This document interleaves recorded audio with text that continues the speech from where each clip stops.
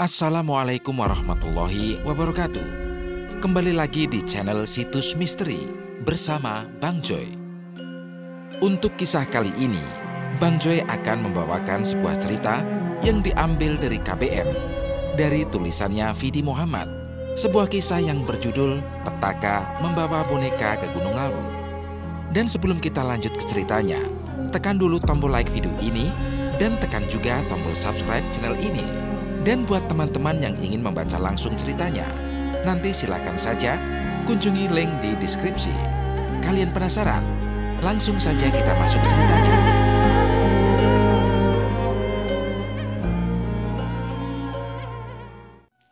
Willy adalah kakak kandung Vivi. Umur mereka hanya selang 4 tahun dan mereka berdua adalah saudara kandung yang saling melengkapi. Selalu membela, solidaritas tanpa batas. Saling menasihati sekaligus teman setia yang selalu ada satu sama lain. Ya, meskipun sesekali Willy suka berbuat jahil kepada Vivi. Orang tua mereka sangatlah sibuk dengan pekerjaannya, sehingga jarang ada waktu untuk berkumpul.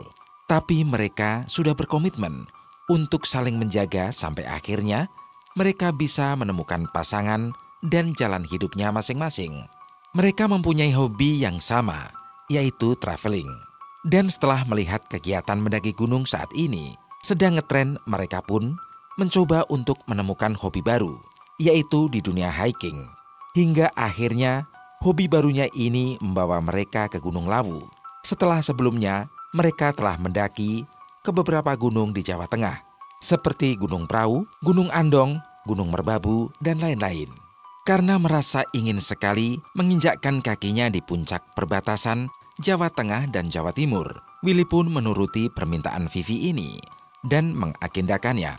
Setelah mempunyai waktu luang, mereka pun berangkat dari tempat tinggalnya di Semarang menuju ke base camp Gunung Lawu via Cetho dengan menggunakan mobil. Kenapa memilih via Cetho? Karena menurut beberapa artikel yang sudah dibaca Willy, jalur Cetho memiliki view yang lebih bagus, meskipun jalurnya dominan lebih panjang daripada jalur Cemoro Sewu dan Cemoro Kandang. Malam itu sekitar pukul 8 malam, mereka sampai di base camp Cetho. Sesampai di sana mereka memutuskan istirahat dan mendirikan tenda di dekat mobilnya untuk menunggu pagi. Singkat cerita, pagi pun tiba. Willy yang sudah bangun lebih dulu langsung mengurus si Maksi dan sengaja membiarkan Vivi tetap tidur. Setelah selesai mengurus si Maksi, barulah Willy membangunkan Vivi dan mengajaknya untuk sarapan. Setelah sarapan, mereka pun bersiap-siap untuk memulai pendakian hari ini juga. Setelah semua perlengkapan sudah siap, tidak lupa mereka berdoa kemudian memulai pendakian. Di dalam pendakian itu, Vivi sengaja membawa boneka teddy bear dan lonceng yang digantungkan di belakang ranselnya. Boneka itu adalah pemberian dari Willy sebagai hadiah ulang tahunnya Vivi yang ke-18 lalu. Boneka itu selalu ikut kemanapun dia mendaki. Bisa dibilang itu adalah benda yang paling disukai Vivi. Terus berjalan melewati beberapa candi yang konon peninggalan Majapahit. Sambil berjalan sesekali, Willy berbuat usil kepada Vivi dengan membunyikan lonceng yang berada di belakang ranselnya. "Awas, ada sapi mau lewat." Sesampai di sini masih belum ada yang aneh. Mereka berjalan sambil sesekali bercanda agar tidak capek hingga akhirnya sampai di pos 1 sekitar jam 11 siang. Sesampai di pos 1, mereka pun berhenti sebentar untuk melepas penat. Setelah 15 menit istirahat, mereka pun lanjut berjalan hingga sampai di pos 2 sekitar jam setengah 1 siang. Singkat cerita, sampailah mereka di area sabana luas yang disebut Bulak Peperangan. Sesampainya di situ, mereka sangat takjub dengan pemandangan yang disuguhkan. Rumput ilalang yang hijau membuat mereka berhenti untuk mengabadikan momen. Mereka pun menepi ke sebelah kiri jalur pendakian, yang di situ terdapat sebuah bukit dan banyak pohon berjajar. Sesampainya di situ, mereka pun melepaskan ranselnya masing-masing dan duduk santai sambil sesekali mengabadikan momen tersebut. Vivi mengambil boneka yang tergantung di ranselnya untuk diajak berfoto. Lalu dia menggantungkan boneka itu di salah satu pohon yang terdapat di situ. Setelah boneka itu digantung, mereka duduk lagi sambil menikmati cemilan. Nah, mulai dari sini satu persatu, keanehan mulai mereka alami. 15 menit kemudian, ketika mereka sedang asyik duduk sambil memakan cemilan, tiba-tiba Willy mendengar ada suara anak kecil tertawa lirih tepat di belakangnya. Sontak Willy pun terdiam dan suara tertawa itu masih saja terdengar. Di sisi lain, Vivi juga terdiam dan mendengarkan hal yang sama. Lalu Willy bilang pada Vivi, "Vi, dengar nggak?" Sambil memegang cemilan, Vivi hanya mengangguk sambil menatap tajam ke arah Willy. Seketika itu bulu kuduk langsung berdiri. Karena merasa ada yang aneh, Willy cepat-cepat mengajak Vivi untuk segera meninggalkan tempat itu. Mereka kembali menggendong ranselnya masing-masing. Dan tidak lupa, Vivi mengambil boneka yang tadi masih tergantung di pohon untuk digantungkan kembali di ranselnya, kemudian lanjut berjalan. Sambil berjalan, Willy merasa deg-degan. Dia merasa bahwa di tempat tadi ada makhluk halus yang sedang menggodanya. Willy meminta kepada Vivi agar sedikit mempercepat jalannya. Tapi jalannya Vivi malah semakin lambat.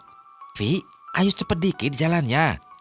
"Tasku kok tiba-tiba berat banget ya mas?" ucap Vivi. Vivi merasakan berat di bagian ranselnya. Rasanya ransel itu lebih berat 2 kali lipat dari sebelumnya. Jadi sambil berjalan, Willy berusaha membopong ransel yang digendong Vivi. Hingga sampailah mereka di area Gupakan Menjangan ketika hari sudah sore. Sesampainya di Gupakan Menjangan, Willy merasa lega karena bisa bertemu dengan beberapa pendaki lain yang sedang ngecamp. Dan anehnya ransel yang tadi terasa berat itu sudah tidak terasa berat lagi dan terasa seperti biasa. "Mas, udah lepasin tasnya, udah gak berat kok," ucap Vivi kepada Willy setelah sampai di Gupakan Menjangan. Willy merasa ini benar-benar aneh. Lalu mereka bergegas membongkar ranselnya masing-masing dan mendirikan tendanya untuk ngecamp.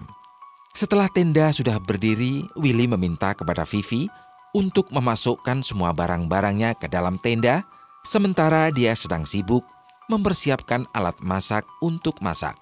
Setelah semua barang dimasukkan, Vivi pun ikut membantu Willy memasak di depan tenda dan tidak lupa menggantungkan boneka beruang kesayangannya di tengah-tengah pintu tenda. Malam itu mereka memasak sambil bercanda. Setelah masakan sudah matang, mereka pun makan dan dilanjut dengan menikmati minuman hangat di depan tenda. Nah, ketika sedang asyik bercanda di depan tenda itu, tiba-tiba samar-samar Willy mendengar suara tangisan anak kecil dari belakang tendanya. Suara tangisan itu terdengar hanya sebentar, tapi Willy mengabaikannya dan menganggap itu hanyalah halusinasinya saja. Malam semakin larut. Terlihat jam sudah menunjukkan pukul 9 malam. Terlihat beberapa penghuni tenda lain sudah istirahat di dalam tendanya masing-masing. Willy pun mengajak Vivi untuk masuk tenda dan beristirahat karena besok mereka masih ada perjalanan ke puncak Argo Dumila. Ketika akan masuk ke dalam tenda, tanpa disengaja sambil berjalan pandangan Vivi melihat ke arah tenda sebelah yang penghuninya sudah tidur. Dan di situ dia sempat melihat ada anak kecil berambut panjang yang mengintip ke arah tenda mereka, tepatnya di sebelah tenda pendaki lain tersebut. Melihat itu Vivi sedikit tersentak. Sesampainya di dalam tenda, dalam hati dia berkata, "Yang aku lihat tadi apa ya?" Karena merasa itu hanyalah perasaannya saja, Vivi pun mengabaikannya lalu bergegas ke posisi tidurnya. Sementara Willy masih sibuk membereskan alat masak di sebelah pintu tenda. Setelah selesai membereskan peralatannya, Willy pun masuk dan tidur di sebelah Vivi. Malam semakin larut. Sekitar jam 12 malam, Vivi terbangun dan mencari boneka beruangnya, tapi tidak ada. Setelah dicari-cari, barulah dia ingat kalau bonekanya itu masih tergantung di depan pintu tenda. Mengingat itu, Vivi pun lekas mengambilnya dan membawa boneka itu tidur bersamanya. Beberapa jam kemudian, Willy pun terbangun karena merasa ada yang menggoyang-goyangkan badannya. Awalnya Willy mengira itu adalah kerjaan Vivi. Tapi setelah bangun, dia melihat Vivi masih dalam posisi tidurnya dan terlihat sangat nyenyak. Tanpa berpikir panjang, Willy pun kembali melanjutkan tidurnya.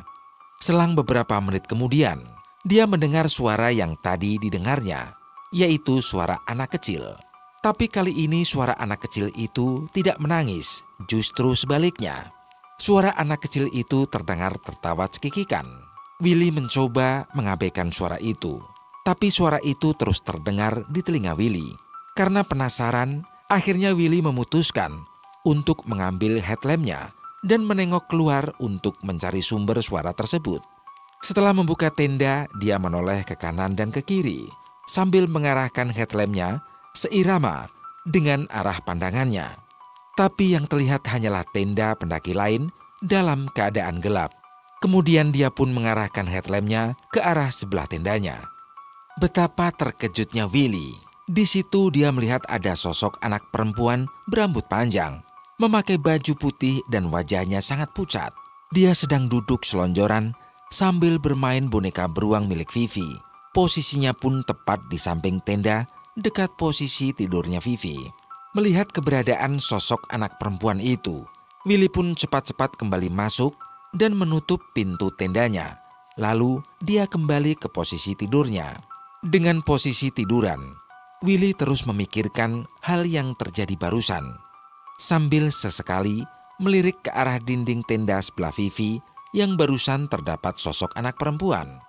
Dan setelah melihat keberadaan anak perempuan tadi, Willy sudah tidak mendengar suara cekikikan anak kecil yang tadi didengarnya itu lagi. 30 menit kemudian, Willy mendengar ada suara langkah kaki pendaki lain yang baru saja sampai di tempat ngecampnya. Dia pun keluar dari tendanya untuk menyapa mereka yang baru datang dengan tujuan untuk menghilangkan rasa takutnya. Setelah keluar tenda, dia melihat sosok anak perempuan tadi sudah tidak ada di sebelah tendanya. Kemudian Willy menyapa rombongan yang berjumlah 4 orang dan ikut ngopi bersama mereka. Waktu sudah menunjukkan jam 3 pagi. Rombongan yang baru datang itu pamit untuk istirahat. Terpaksa Willy pun harus kembali ke tendanya.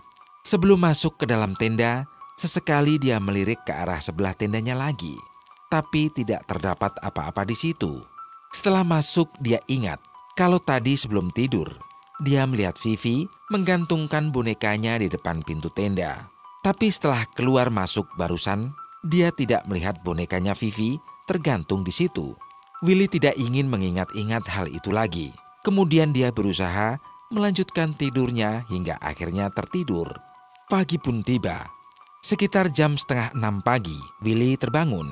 Setelah bangun, dia melihat Vivi sedang membangunkannya sambil memegang boneka beruangnya. Melihat itu, Willy langsung bertanya kepada Vivi, "Vi, semalam bonekamu kamu taruh di mana?" "Di sini. Aku pakai buat guling." "Kenapa?"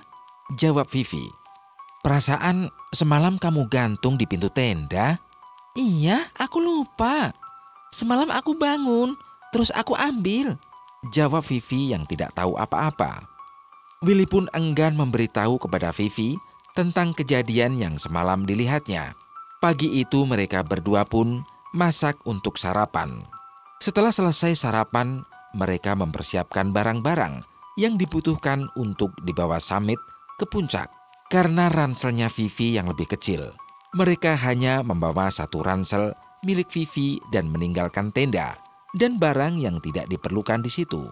Berjalan menuju ke puncak dan sampailah mereka di puncak Hargo Dumila pada jam 8 pagi. Sesampai di puncak, Willy lupa tentang kejadian yang semalam dilihatnya. Dia hanya fokus menikmati keindahan puncak Hargo Dumila. Akhirnya keinginan mereka untuk menginjakkan kaki di ketinggian perbatasan Jawa Tengah dan Jawa Timur terkabulkan. Setelah kurang lebih 1 jam di puncak, mereka pun turun ke Hargo Dalem untuk mengisi perut di warung yang terkenal di kalangan pendaki. Setelah selesai mengisi perut di warung, mereka pun berjalan muter-muter area Hargo Dalem untuk mengabadikan momen. Karena terlalu asik di Hargo Dalem, tidak terasa waktu sudah menunjukkan jam 2 siang. Karena takut kesorean, Mereka pun bergegas kembali turun dan kembali ke tempat campnya. Berjalan turun. Sesampai di camp, Willy sangat terkejut karena tiba-tiba saja boneka milik Vivi itu tergeletak di luar tepat di sebelah tendanya. Melihat itu seketika Willy teringat tentang anak perempuan yang semalam dilihatnya. Karena posisi tergeletaknya boneka itu tepat di posisi anak perempuan yang semalam dilihat Willy. Lalu Willy bertanya kepada Vivi, "Vi, boneka kamu kok ada di luar? Apa sengaja kamu jemur?" "Enggak, Mas. Tadi sebelum berangkat ke puncak, bonekanya ada di dalam tenda kok," jawab Vivi juga heran. "Lah, kok itu ada di luar? Apa jangan-jangan ada yang masuk tenda kita?" jawab Vivi. Mendengar jawaban Vivi, Willy langsung masuk ke dalam tendanya untuk memastikan mungkin yang dikatakan Vivi barusan benar. Tapi setelah mereka berdua masuk, ternyata tidak ada tanda-tanda bekas orang masuk. Seketika itu suasana jadi mencekam. Dan di sisi lain, kondisi tempat mereka camp itu tidak ada orang sama sekali. Hanya ada beberapa tenda saja yang tak berpenghuni. Willy, dia sudah merasakan bahwa ada sesuatu yang tidak beres di tempat itu. Lalu Willy cepat-cepat mengemasi barangnya dan mengajak Vivi untuk turun sore itu juga. Setelah selesai berkemas, mereka pun akan berjalan turun. Sebelum berjalan turun, Willy mengajak Vivi untuk berdoa, berharap agar tidak terjadi apa-apa selama perjalanan turun nanti. Setelah selesai berdoa, Willy berpesan kepada Vivi, "Nanti selama perjalanan turun, kalau melihat atau mendengar sesuatu yang sekiranya tidak logis, abaikan aja ya." "Iya, memangnya ada apa sih, Mas?" "Udah, nanti aja Mas Willy ceritain," jawab Willy. Berjalan turun. Ketika mereka sampai di area bulak peperangan, lagi-lagi Willy melihat sosok anak perempuan yang semalam dilihatnya itu, tepat berada di sela-sela pohon sebelah kanannya. Melihat itu, Willy langsung menggandeng tangannya Vivi dan mengajaknya untuk mempercepat langkah kakinya. Vivi yang tidak melihat keberadaan anak itu pun hanya menurut, kemudian mereka berjalan dengan sedikit cepat. Hari terlihat semakin sore setelah mereka sampai di pos 3. Sesampainya di situ, mereka memutuskan untuk istirahat, mengisi tenaga yang tadi terkuras. Ketika sedang istirahat, tiba-tiba Vivi merasa ada yang menarik ranselnya dari belakang. Sontak, Vivi pun menoleh ke belakang, tapi tidak ada siapapun di situ, kecuali mereka berdua. Karena merasa takut, spontan Vivi bilang pada Willy, "Mas, kayak ada yang tarik-tarik tasku deh dari belakang." "Yang bener, jangan ngaco ah." "Beneran, Mas, ini kerasa banget kalau ditarik," ucap Vivi meyakinkan Willy. Spontan Willy pun menoleh ke belakang dan melihat ada apa dengan ranselnya Vivi. Setelah melihat ke belakang, dia tidak melihat ada siapa-siapa. Tapi Willy benar-benar tersentak ketika dia melihat ke arah ransel yang dipakai Vivi. Tahu nggak ada apa dengan ranselnya? Ranselnya sih tidak ada yang aneh. Yang aneh tuh boneka yang nempel di belakang ranselnya. Boneka beruang yang tadinya terlihat lucu, sekarang berubah menjadi boneka yang sangat menyeramkan. Matanya melotot keluar, mulutnya berdarah, terlihat sobek di bagian dadanya. Melihat boneka itu menjadi menyeramkan, Willy pun sangat panik. Melihat Willy panik, Vivi bertanya sambil sesekali melihat ke arah belakang. "Kenapa, Mas?" Dengan nafas menggebu-gebu, Willy menjawab, "Lepaskan boneka kamu sekarang juga." "Ada apa dengan bonekanya, Mas?" "Lepas saja dulu, Vi." Vivi pun bergegas melepas bonekanya, kemudian memberikannya kepada Willy. Anehnya di mata Vivi, boneka itu terlihat baik-baik saja, tapi tidak dalam pandangan Willy. Setelah mengambil boneka dari Vivi, Willy langsung membuangnya ke semak-semak. "Mas, kok dibuang sih?" "Biarin aja, Vi. Ada makhluk lain di dalam boneka itu." "Mas Willy apa-apaan sih?" Kemudian Vivi akan mengambil boneka itu lagi, karena dia tidak mau kehilangan bonekanya. Saat akan mengambil, Willy mencegahnya sambil bilang, "Vi, jangan diambil." "Kenapa sih, Mas? Bonekanya loh, nggak kenapa-kenapa." Jawab Vivi meyakinkan Willy. Pokoknya jangan. Nanti Mas Willy beliin lagi boneka yang kayak gitu. Vivi tetap saja ingin mengambilnya dan berusaha meyakinkan Willy kalau boneka itu tidak kenapa-kenapa. Akhirnya Willy pun membiarkan Vivi untuk mengambilnya lagi. Dengan deg-degan Willy menemani Vivi buat ngambil boneka itu. Dan ternyata setelah diambil, boneka itu kembali seperti semula, menjadi boneka beruang yang lucu. Willy syok dengan keadaan ini. Lalu dia meminta Vivi agar memasukkannya ke dalam ransel saja. Setelah boneka itu dimasukkan ke dalam ransel, mereka pun melanjutkan perjalanan turun. Berjalan turun. Di pertengahan antara pos 3 dan pos 2, Vivi yang berjalan di depan tiba-tiba, Vivi pingsan. Spontan Willy panik, dia segera memangku Vivi untuk menepuk pipinya. Dan Willy mengira kalau pingsannya Vivi ini karena gangguan gaib bukan karena fisik. Willy tidak tahu harus berbuat apa. Dia hanya berharap ada pendaki lain yang lewat agar dia bisa meminta pertolongan. Tapi nyatanya tidak ada satu pendaki pun yang lewat saat itu. Sambil menidurkan Vivi di pangkuannya, Willy menangis meratapi kejadian ini. Dalam hati dia berucap, siapapun itu, tolong jangan ganggu perjalanan kami. Kalau kalian menginginkan nyawa, ambillah nyawaku saja, jangan adikku. Beberapa menit kemudian, tiba-tiba Vivi batuk dan kemudian tersadar. Perasaan Willy sedikit tenang karena Vivi sudah sadar. Lalu Willy bilang, Vi, kamu gak apa-apa kan? Setelah sadar, Vivi langsung memeluk erat Willy sambil menangis. Lalu dia bilang, Mas, aku takut. Takut kenapa, Vi? Tadi ada anak kecil di situ. Jawab Vivi sambil menangis ketakutan. Seketika itu jantung Willy berdetak hebat. Willy berpikir, berarti selama perjalanan ini kami diikuti oleh sosok anak perempuan yang aku temui di atas tadi. Willy pun membuang rasa takutnya itu demi Vivi. Dia bergegas mengambil boneka di dalam tas ranselnya Vivi. Kemudian membuangnya jauh ke dalam hutan sambil bilang, kalau memang benda ini yang kamu inginkan, nih ambil. Awas kalau sampai mengganggu adikku lagi. Setelah boneka itu dibuang, Willy mencoba menenangkan Vivi. Beberapa menit kemudian Vivi pun sudah sedikit tenang. Lalu Willy mengajak Vivi untuk lanjut berjalan lagi agar segera sampai di bawah. Lanjut berjalan.